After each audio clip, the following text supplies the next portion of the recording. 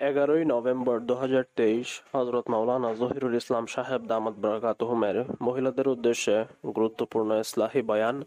হাশমাতিয়া নুরুল উলুম মহিলা মাদ্রাসা, মধ্যপাড়া, কালিকা প্রসাদ, ভৈরব। নবীজি বলেছেন, তোমাদের সবার উপরেই কিছু না কিছু দায়িত্ব দেওয়া আছে।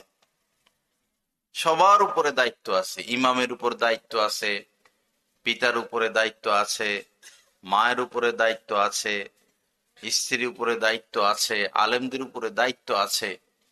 আর কিয়ামতের ময়দানে সবাইকে সবার দায়িত্বের ব্যাপারে জিজ্ঞাসা করা হবে, হিসাব দিতে হবে।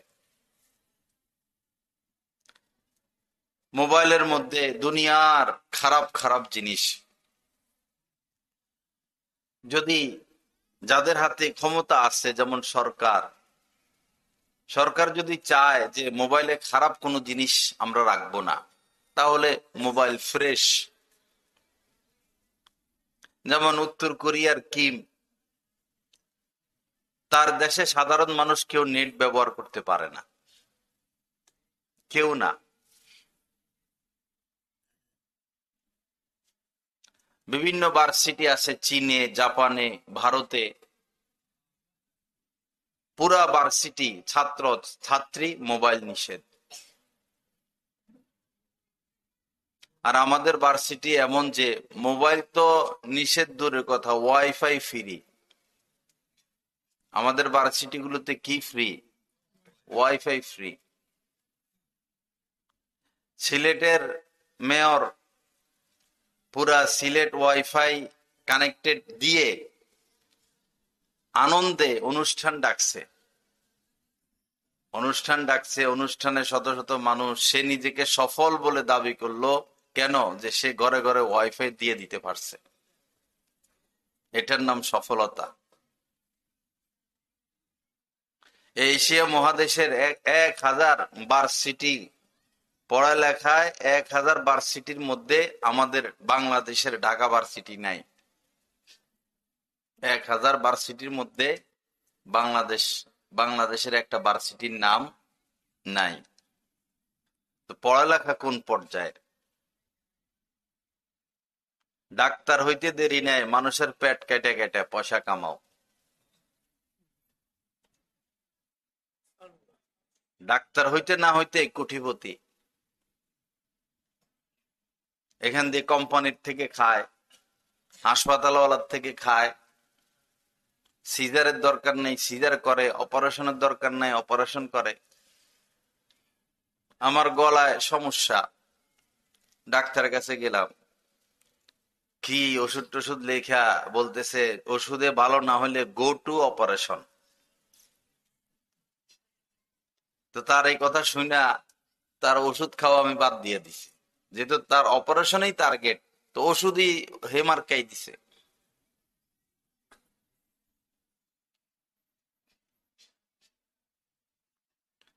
সঠিক দিনই শিক্ষা, পাশাপাশি দীক্ষা, তালিম তরবিয়তের উপর যদি জগৎবাসী না উঠে, এই জগতের হেফাজতের আর রাস্তা নাই। এখন ধ্বংস। দেশে দেশে যুদ্ধ শুরু হয়েছে। আমাদের দেশেও একটা যুদ্ধই চলতেছে। এখন আমাদের দেশ একটা যুদ্ধই চলতেছে। আমরা জনগণ খাইয়া থাকি না না খাইয়া থাকি, আমরা আরামে আছি না কষ্টে আছি, আমরা নিরাপত্তার মধ্যে আছি না অনিরাপত্তার মধ্যে আছি, ওই দুই বেডির দেখার কিছু আসে যায় না। হে দুই মহিলার কোনো এগুলা জানার দরকার নাই। একজনের দরকার টিকে থাকা চেয়ারে, আরেকজনের দরকার কেমনে তারা সরাইবে। তারা আছে তাদের চিন্তা নিয়ে। জনগণ তো এখন 2 বেলা খানা নিয়ে ব্যস্ত। খানা কেমনে জমাবে? টাকা দিয়ে আমরা চিকিৎসা করাবো বাচ্চাদের, আমরা সঠিক চিকিৎসা পাই না, ভোগান্তি। টাকা দিয়ে ফলমূল কিনবো, সরকারের কাছে ফ্রি চাই না ফলমূল, টাকা দিয়ে আমরা কিনবো, কিন্তু সরকার আমাদেরকে ভালো ফলমূল দিতে পারে না।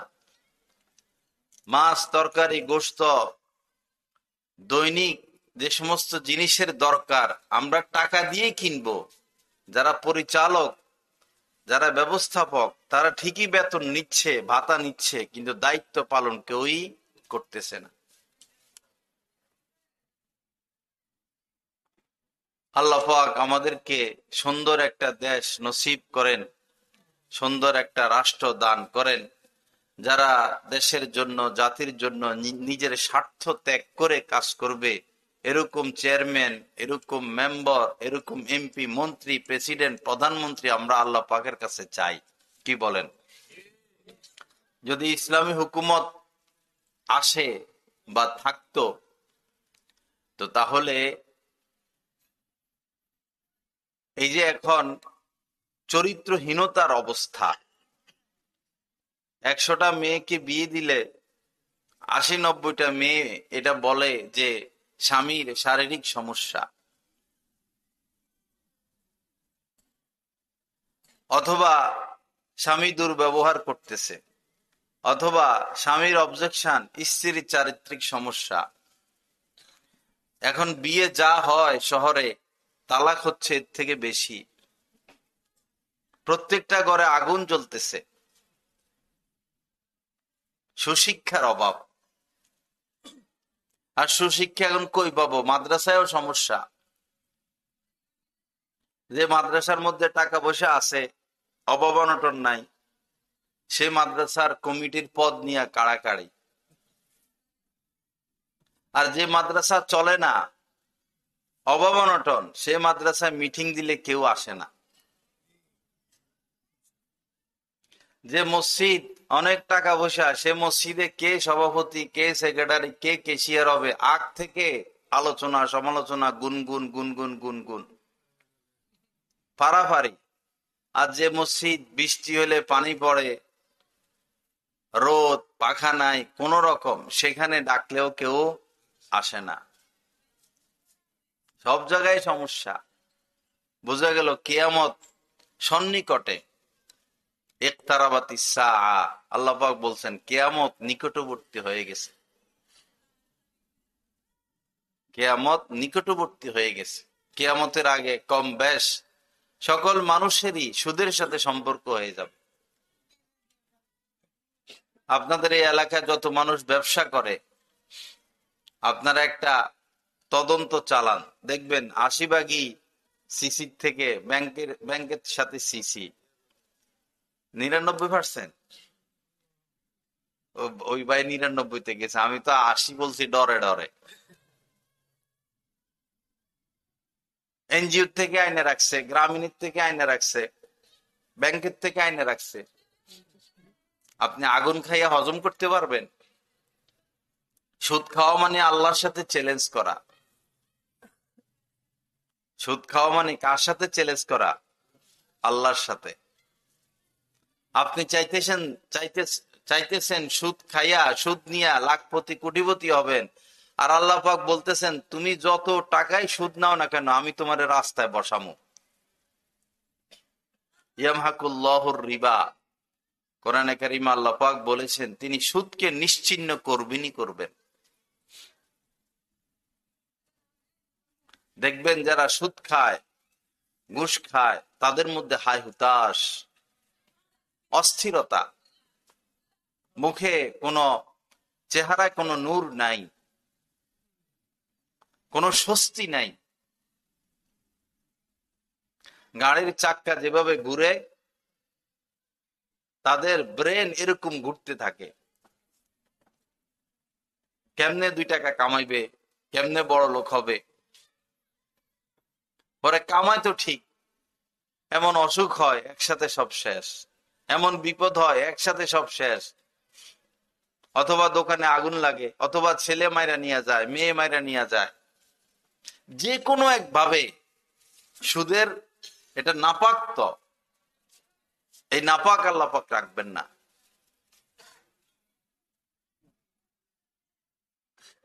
আল্লাহ পাক আমাদের সকলকে গুনাহের সকল পথ বর্জনের তৌফিক দান করেন।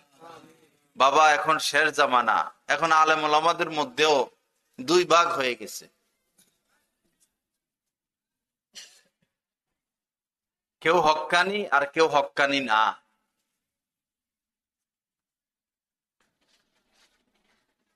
যারা হক্কানি তাদেরকে আমাদের চিনে নিতে হবে। হয়তো আপনি তাদেরকে মোবাইলে খুঁজে পাবেন না, হয়তো তারা আসলে লাখ লাখ মানুষ একত্রিত হবে না।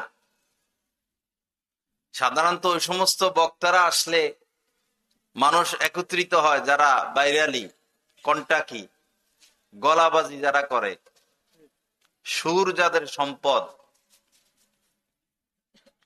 যাদের সাথে 8-10টা ভিডিও ক্যামেরা থাকে।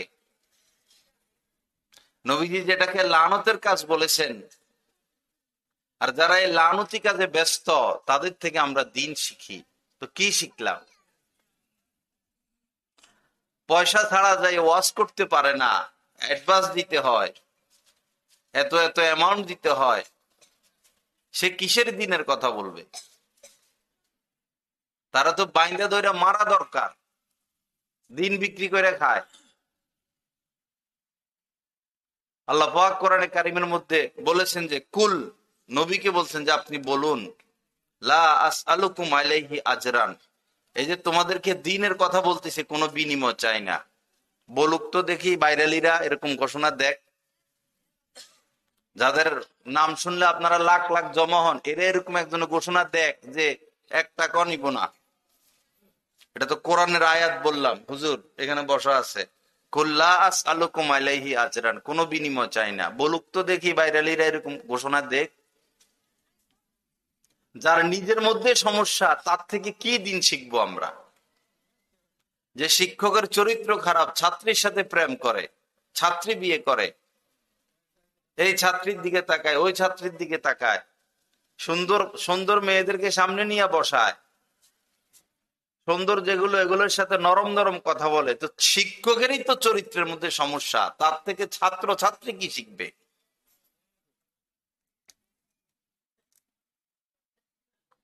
একটা যুবক ছেলে, তার কাছে আপনি দিছেন মেয়েকে পড়তে, এই যুবক ছেলে, তার তো এই মেয়ের দিকে তাকানোই হারাম, এই মেয়ে ওই যুবকের দিকে তাকানো হারাম।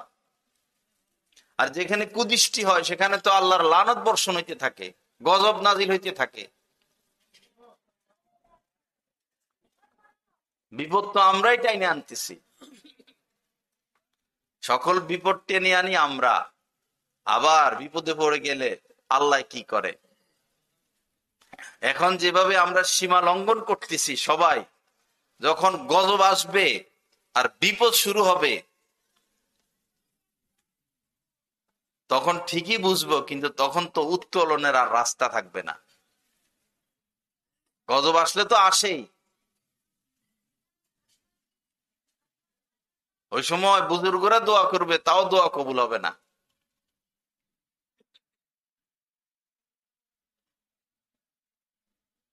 আল্লাহ পাক সহি বুঝ দান করেন, আল্লাহ পাক আমাদেরকে হেদায়েত দান করেন, আল্লাহ পাক দিনদারদের থেকে দিন নেওয়ার তৌফিক দান করেন।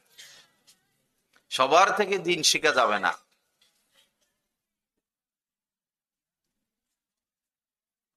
দিন শিখার আগে তাকে যাচাই করে নিতে হবে। ফাংযুরু আম্মান তাখুযুনা দীনাকুম, ইবনে সিরিন থেকে রাহমাতুল্লাহ আলাইহি থেকে বর্ণিত এই কওল মুসলিম শরীফের মধ্যে আসছে। যার থেকে দিন শিখবা, যার বয়ান শুনবা, তাকে আগে যাচাই করো, সে তার কথার উপর আমল করে কিনা। মাহফিল নিবে 10-12টা দৈনিক, জোহরের পর থেকে শুরু করে,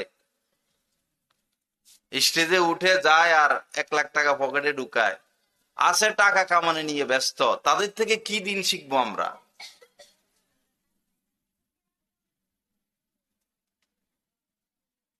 আমাদের সজাগ হতে হবে, সচেতন হতে হবে, কারা আল্লাহওয়ালা সেটা চিনতে হবে। যারা নিজের আমল নাই, তার থেকে দিন নিতে নাই। কোন নবী রাসূল সুর দিয়া বয়ান করে নাই, কোন সাহাবী সুর দিয়া বয়ান করে নাই, কোন তাবিঈ সুর দিয়া বয়ান করে নাই, কোন তাবিঈ তাবিঈন আইম্মায়ে মুজতাহিদিন, কোন আকাবির সুর দিয়া বয়ান করে নাই। এখন আমরা মাদ্রাসায় পোলাপান পড়াই, এরা পড়ালেখা বাদ দিয়ে দিছে।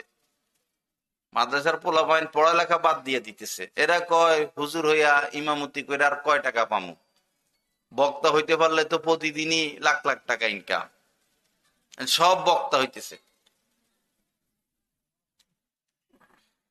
সব পোলাপাইন বক্তা হইতেছে। ইমাম ইমাম সাহেব হইলে নাহলে 8,000 টাকা 10,000 টাকা বেতন দিবে, আর এক মাহফিলে তো পায় 50,000 60,000 1 লাখ।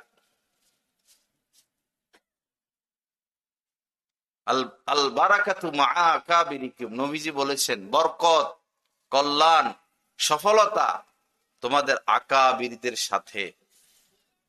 যারা তোমাদের আকাবির, বড় বড় আলেম, ভারী আলেম, মুত্তাকি আলেম যারা ছিলেন, তাদের পথ অনুসরণ করো।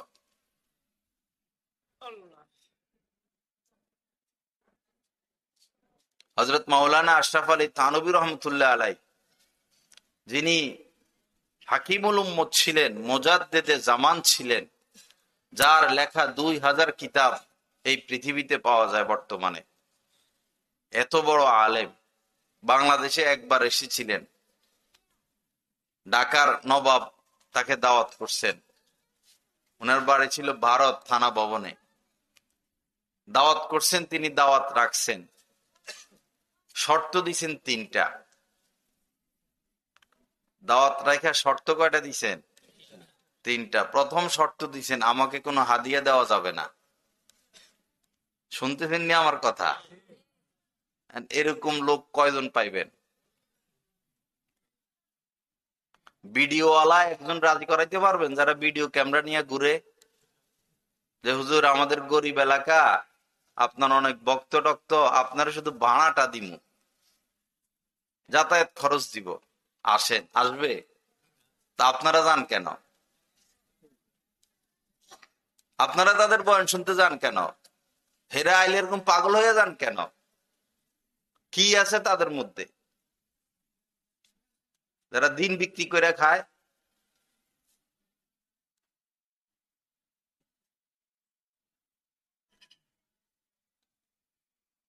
লা ইলাহা ইল্লাল্লাহ, আস্তাগফিরুল্লাহ, আস্তাগফিরুল্লাহ। বড় কঠিন অবস্থায় আমরা আছি, বড় কঠিন পরিস্থিতি চলতেছে। বেশি দেরি নেই, গজব শুরু হয়ে যাবে। এই করোনা গেছে, এখন সামনে কি আসে বলা মুশকিল। এমন যুদ্ধের কথা হাদিসে আসছে, এত লাশ পড়বে, এত লাশ পড়বে যে লাশের গন্ধে, দুর্গন্ধে পাখি জমিনে নামতে পারবে না। পাখি আকাশে উঠতে থাকবে, জমিনে নামার মতো জায়গা নাই, লাশ আর লাশ, লাশ আর লাশ। পরে পাখি উঠতে উঠতে আকাশেই মারা যাবে। সেই যুদ্ধ সামনে।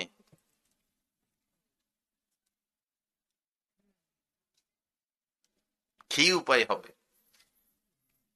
এমন পরিস্থিতি হওয়ার আগে কিয়ামত হবে না।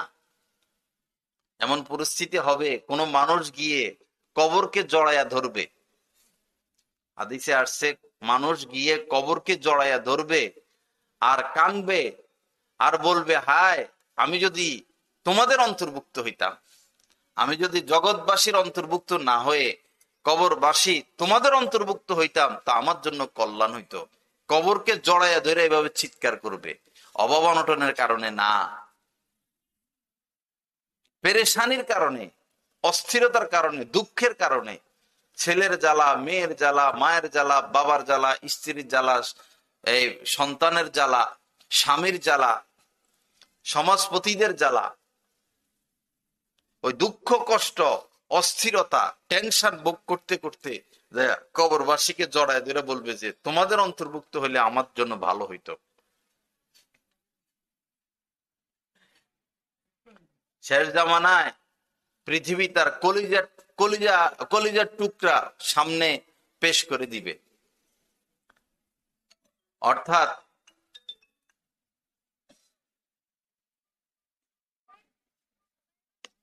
শেষ জামানায় এমন হবে, এখন যেরকম আমরা টাকা পয়সার জন্য পাগল, শেষ জামানায় এমন হবে, হঠাৎ শোনা যাবে যে ভৈরবে স্বর্ণের পাহাড় দেখা দিছে, হঠাৎ শোনা যাবে যে কালিকা প্রাসাদে রূপার পাহাড় বাইর হইছে, মীরার চরে হীরার পাহাড় বাইর হয়েছে, মানে সকল সম্পদ মাটির নিচে যা আল্লাহ রাখছে সব বাইর হয়ে আসবে।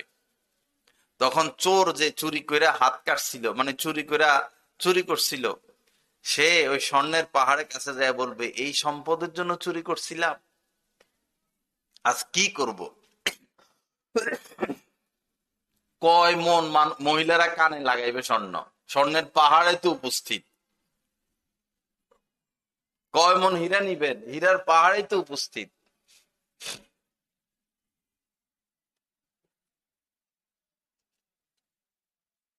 আসুন আমরা দিন গ্রহণ করি, সময় থাকতে ভালো হয়ে যায়।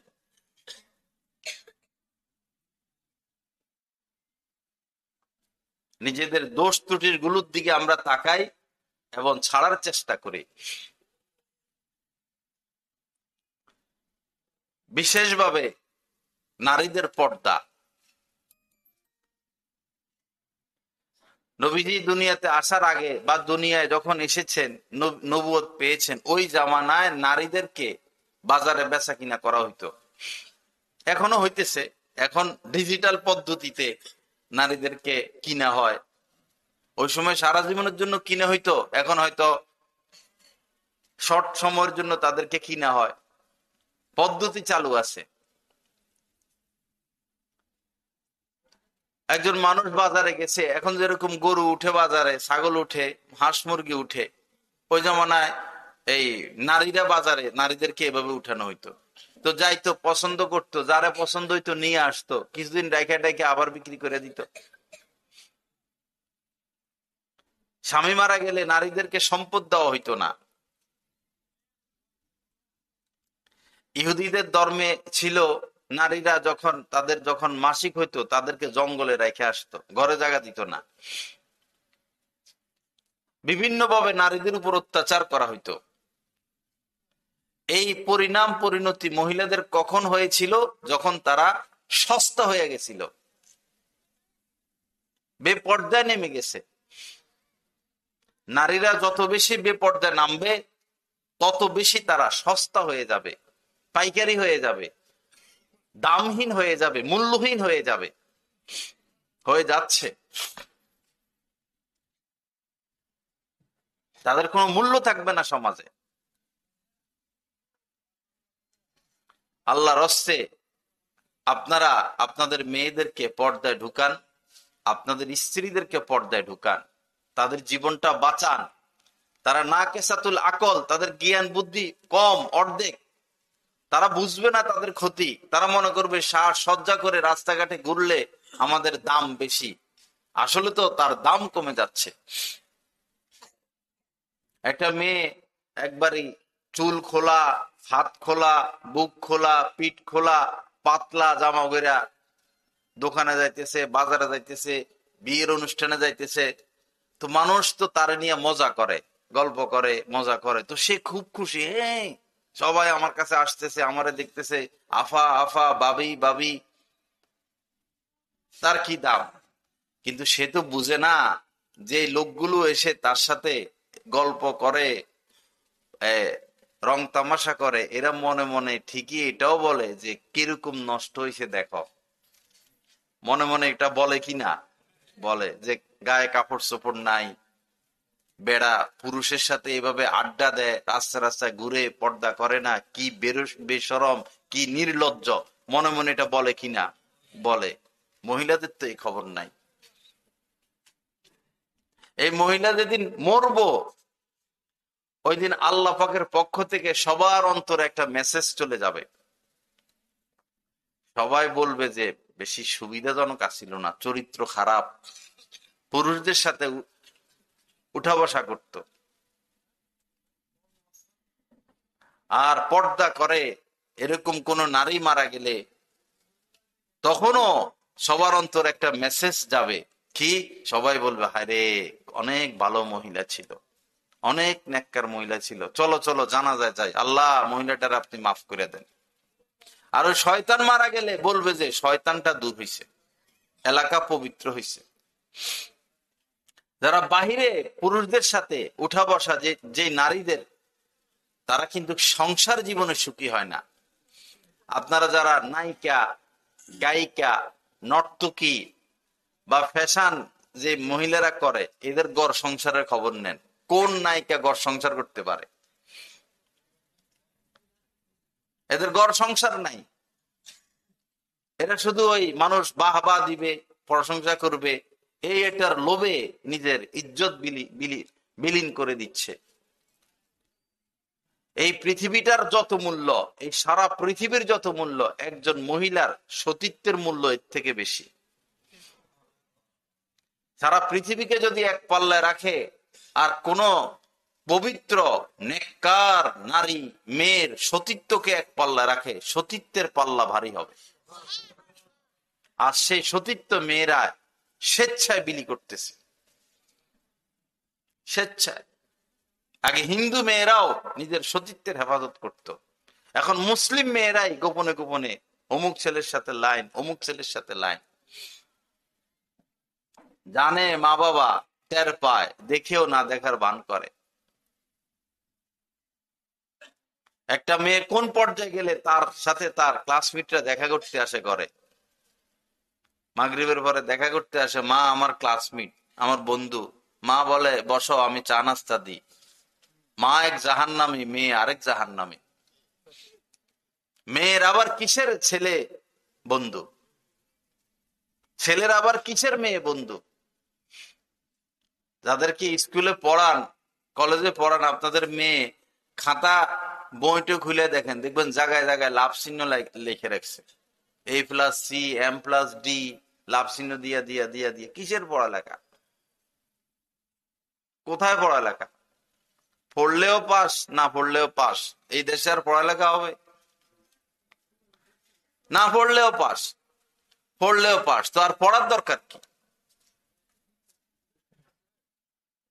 চাকরি করলেও বেতন, চাকরি না করে শুধু হাজিরা দিলেও বেতন, তো আর চাকরির দরকার কি? দায়িত্ব পালনের দরকার কি? ফায়ার সার্ভিস, আগুন লাগিয়া সব ছাই হয়ে যায়, হেরা এমন গতিতে হাঁটে মনে হয় খরগোশ আর কচ্ছপের মতো আর কি। কচ্ছপের মতো, কচ্ছপ নি কয় না, কাসেম কয়, কচ্ছপের মতো যায়, যাইয়া পুকুর খোঁজে, পুকুর টুকুর কোথায় আছে, এখান থেকে জৈলা শেষ হয়ে যাইতেছে।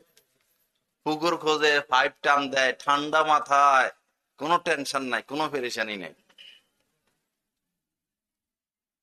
ওই পাইপ মাইপ লাগাইতে লাগাইতে, পানি খুঁজতে খুঁজতে খুঁজতে খুঁজতে এখান থেকে কাম যেটা হওয়ার হইয়া যায়। 12 মাস বৈশা বৈশা খায়। হাজি মার্কেটে আগুন লাগছে, আমি ওই জায়গায় দাঁড়ানো, আগুন লাগছে ভিতরে এক রুমে, এরা বারান্দায় দাঁড়াইয়া ওই বারান্দার মধ্যে পানি ঢালতেছে, পানি মারতে মারতে মারতে মারতে রাস্তাঘাট ভিজে গেছে, কিন্তু যেখানে আগুন লাগছে সেখানে তো পানি যেতেছে না। কয় আমাদের জানের একটা নিরাপত্তা আছে না, জানের নিরাপত্তা। তো বসে বসে যদি বেতন পায়, অসুবিধা কি?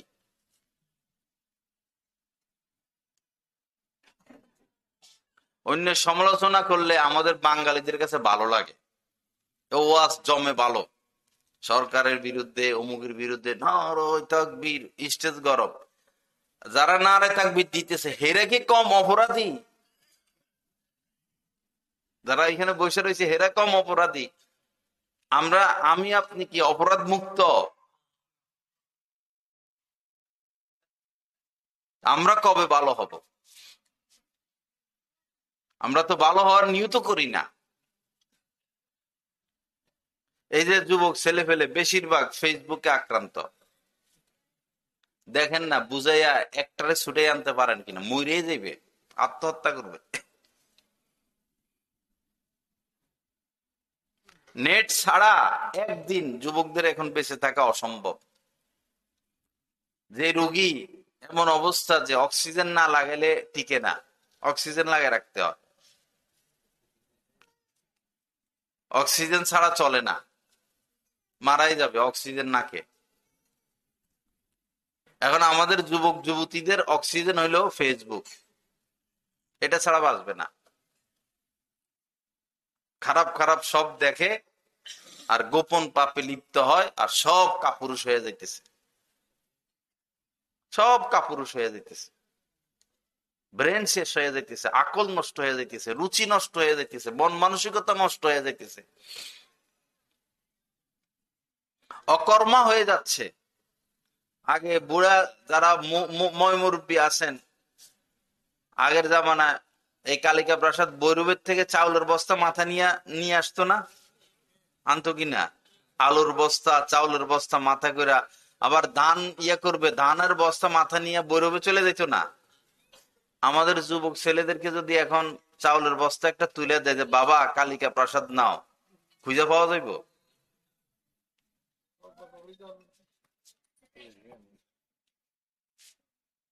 একটু দুর্বল, অস্বাস্থ্যকর খাদ্য খাবার গ্রহণ করি, অস্বাস্থ্যকর পরিবেশ,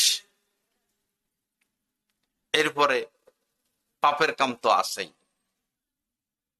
মাইয়া আমাল সুআ ইউজজা বি, পরিষ্কার কথা আল্লাহ পাক জানাই দিয়েছেন, যেই পাপের কাম করবে, অন্যায় করবে, গুনাহ করবে, তার পরিণাম পরিণতি তাকে ভোগ করতেই হবে, রক্ষা নাই।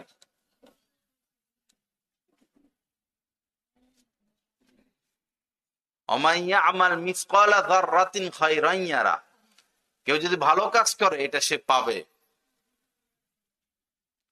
অমাইয়া আমাল মিসকালা যাররাতিন শাররান ইয়ারা, আর কেউ যদি খারাপ কাজ করে এটাও পাবে, ফল পাবে, দোনোটারই ফল পাবে।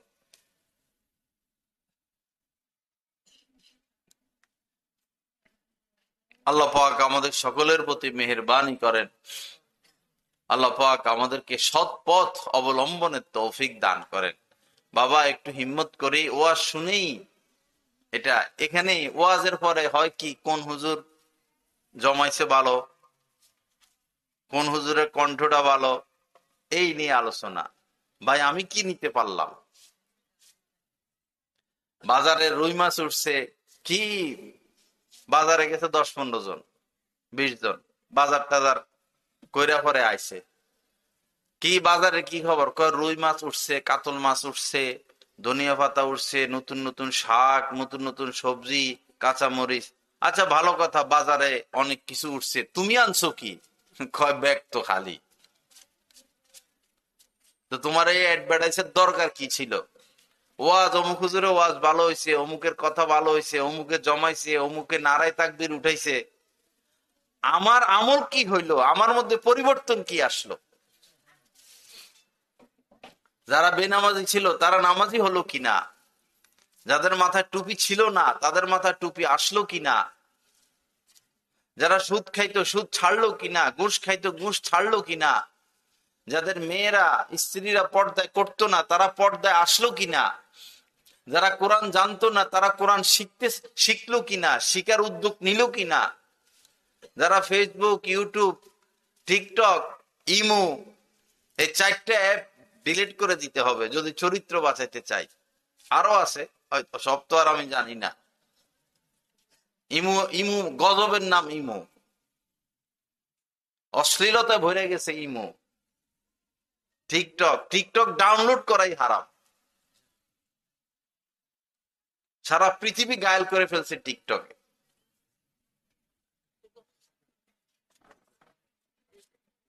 আল্লাহ পাক মেহেরবানি করেন, আল্লাহ পাক সহি বুঝ দান করেন। আসুন আমরা উদ্যোগ নেই, সৎ পথে অগ্রসর হই, সৎ কাজ করি। আল্লাহওয়ালা আলেমদের থেকে দিন নেই, হক্কানি আলেম যারা, আমলি আলেম যারা, তাদের থেকে দিন নেই। ইনশাআল্লাহ সমাজের মধ্যে পরিবর্তন আসবে। আল্লাহ পাক আমাদের সকলকে কথাগুলোর উপর আমলের তৌফিক দান করেন। আসুন শেষ। লা ইলাহা ইল্লাল্লাহ।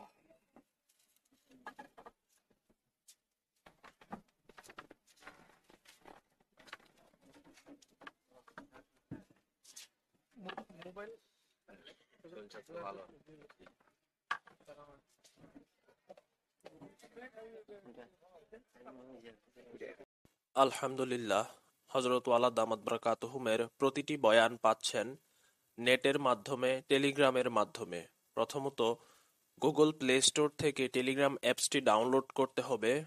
তারপর টেলিগ্রাম অ্যাপসে প্রবেশ করে নিজের মোবাইল নাম্বার এবং একটি ভেরিফিকেশন কোড প্রদানের মাধ্যমে অ্যাকাউন্ট খুলতে হবে। অ্যাকাউন্ট খোলার পর ডান পাশে উপরে একটি সার্চ আইকন থাকবে, ওইখানে বাংলায় লিখতে হবে বয়ানে মাওলানা জহিরুল ইসলাম সাহেব, অথবা ইংরেজিতে @বয়ানবিডি।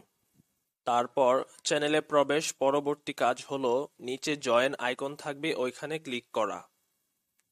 জয়েন হয়ে যাওয়ার পর পূর্ববর্তী আপলোডকৃত সকল বয়ান আপনারা পেয়ে যাবেন খুব সহজে। অথবা 01310403144 এই নাম্বারে হোয়াটসঅ্যাপে যোগাযোগ করতে পারেন। আলহামদুলিল্লাহ, প্রতি ইংরেজি মাসের শেষ শুক্রবার বাদ এশা কমলপুর মাদ্রাসা মসজিদে মাসিক ইজতেমা অনুষ্ঠিত হয়। উক্ত মজলিসে অংশগ্রহণ করার জন্য সকলের প্রতি দিনই দাওয়াত রইল।